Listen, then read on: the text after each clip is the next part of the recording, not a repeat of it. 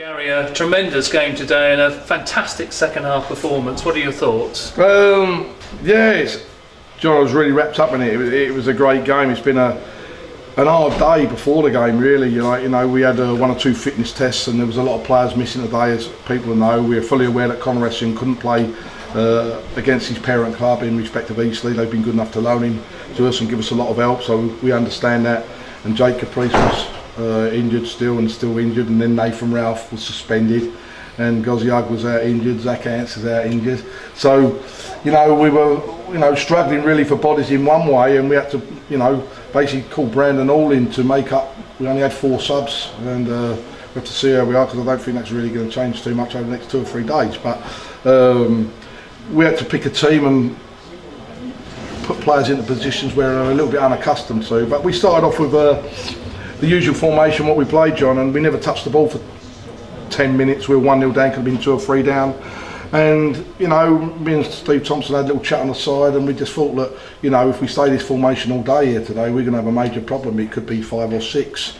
And we matched up, and I felt that we unsettled them at a certain amount when we matched up, and we started getting the game, and then we got a good equalising goal, good ball in from Denham Lewis, and Tubbsy got on the end on his debut, flicked it into the far corner. So that's what he's come here for, and that's what we know he can do. 1 each, and I felt even after that there was spells that we were starting to grow into confidence, and the crowd were getting behind us. But John, the biggest problem we've had today, really, and we've had recently, we haven't marked properly in respect to set plays. We've got punished, found ourselves 2-1 down, and it was a blow to us, and you hope we can get in at half time at 2-1, but they got a corner on the stroke of half time and went 3-1 up. And I think a lot of people would be probably talking about, that's the end of it, what's the second half going to bring? But I think we've all seen recently down here at the stadium that we've got a great deal of character. I think that I try and get across to the players with Tom the belief, and very passionate, and drive the players on. And I did say to them at half time, they think the job's done. If you can get the first goal, it will be an interesting second half. And we got the goal there in respect to Delano at 3-2, and all of a sudden you could see the game change straight away. And we were bossing it, and it's a great move. It's a great goal, the third goal at 3 apiece. And from there on, really, John, it looked like it could have went either way. We had the better chances. Delano Samuel had one-on-one with the keeper, just couldn't get out of his feet. But I've got to be very, very pleased in respect of, as I say, we've had players absent from today. A couple of players coming in, making their debut out there today. Matt Tubbs out there, and Frankie Sutherland, and we've shown a lot of character. And I think that the supporters of Woking Football Club will walk away here at the end of the day and turn around and think that they've had a team which has worn the shirt with a commitment, with the character, what they want to see here, and they've shown that recently. And what pleased you most particularly today, Garry? Was it the fact that you had a depleted side playing against a quality side who showed great character and never say die attitude? I think the most important thing, what pleased me more than anything, John, was when the referee had the final whistle and we got a point. But all round, I was really pumped up and excited, to see the boys responding like that. I know that Ronnie won't be happy in respect of, here, look, it's 2 points drop. I can understand that, but I'd like to think from our point of view that we've come from behind against Torquay here recently and come back and beat them, and beat Chester and beat Wrexham at home, and to play against a quality side with the experience and the quality players they've got, Eastleigh, and be 3-1 down at half time and show that character and that performance in the second half is a real pleasing factor for everybody at this football club, because it's certainly a point at the end of the day which we didn't look like getting, and if the game would have went on for 5 minutes more, it could have went either way. I think from being out the game and getting back into the game, I think it was a case of then that things were swinging our way. But I hope they push up there, and they're there at the end, because they've been very good to this football club since I've been here at Woking.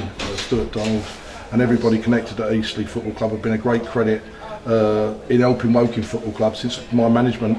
One with Scott Rendell, situation there that they helped out. Then we had Yami coming on loan, and they were very good to us then, and now they've let us have Conor Essien. So I've got nothing praise but for Eastleigh Football Club, and hopefully they're about. And the same with Mark Cooper, really, at Forest Green. They're 2 well-run clubs who a lot of people talk about in respect of where the clout is behind them, but I think in both cases the chairman of both football clubs at Eastleigh and at Forest Green keep themselves to themselves.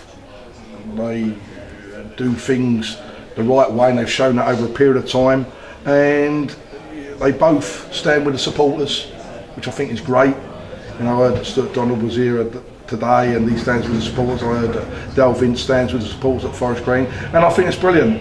I think it's brilliant. So, as I say, we're grateful for those football clubs to help us. We're pleased here to get a point, and we look forward to Tuesday at Bromley. And you fetched in Matt Tubbs earlier this week, and you must have been delighted to see him get on the score sheet and really doing what Matt Tubbs does. Yeah, you know, things haven't worked for Matt over the last year, one reason or another. It's not my business to get involved in, or I don't know what the score is in that sense, but he's a proven goal scorer throughout his career. You know, 140 goals in like 280 games. It's a phenomenal record.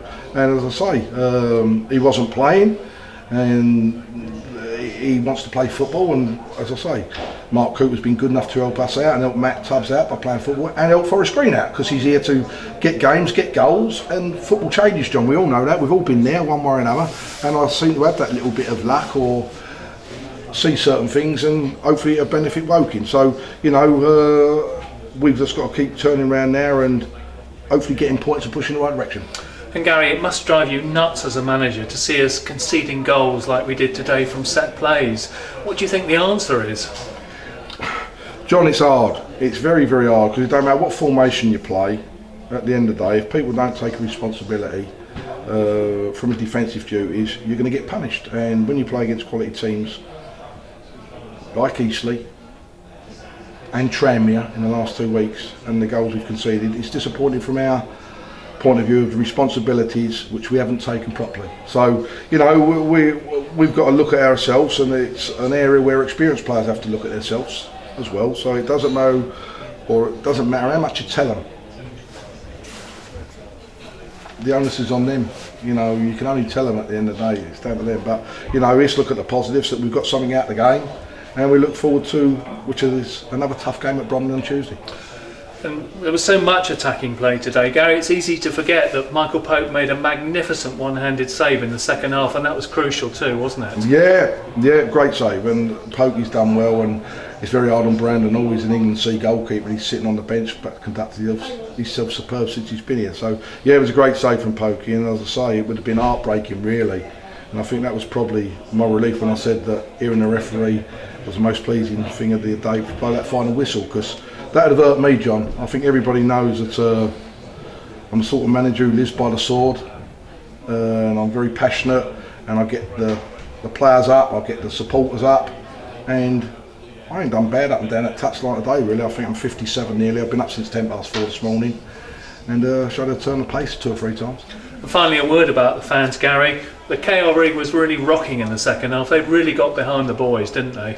They've been different class, John. I keep saying it. They're, you know, you can have a bit of banter with them, but all they want is a team, and they're seeing a team out here, and they're playing their part in pushing in players to the full limits, and they're becoming the 12th man in a big way. And the move and the last goal was a great goal, and the young lad at the moment, Cheeky Candy, who's come here to develop and learn the game. He's a lovely lad. His mum really understands football, and she's pushing him on in the right direction with the help of me and Tomo at Woking Football Club. So, you know, it was a fitting reward for him, yeah.